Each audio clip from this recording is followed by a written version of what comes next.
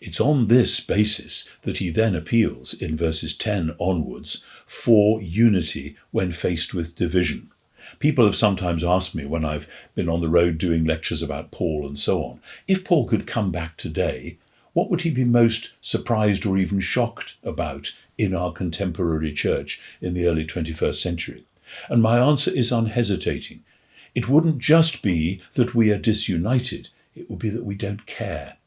In other words, we have colluded with the fact that there are many so-called churches and that by and large they don't talk to each other very much. They don't even necessarily like to acknowledge that that lot down the street are genuine Christians, or if they sort of are, they're certainly not our type of Christians, and we don't want you going down there because you'll learn some funny ideas and that doesn't suit us at all. Paul would say, don't you realize if you're disunited as supposedly Christians, you're saying that the Messiah has been broken up into little bits. How can you possibly say such a thing? Therefore, verse 10, I must appeal to you, my brothers and sisters, through the name of King Jesus our Lord, it's where we always go back to, that you should be in agreement and that there should be no divisions.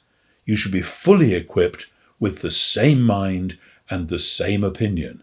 When I read that, I think, hey, Paul, have you never worked with real communities? He said, oh, yes, I have. I know exactly what I'm saying.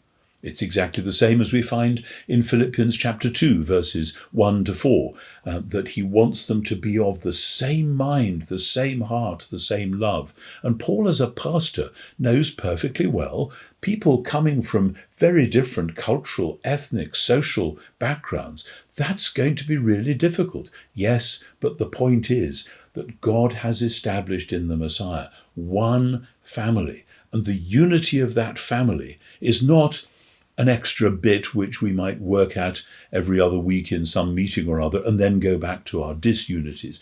This is absolutely of the essence of the church. And if we wonder, as we do from time to time, why the church in the modern world, certainly the modern Western world, hasn't cut much ice in our world, in our society, part of the answer is that we have colluded with radical disunity at several different levels.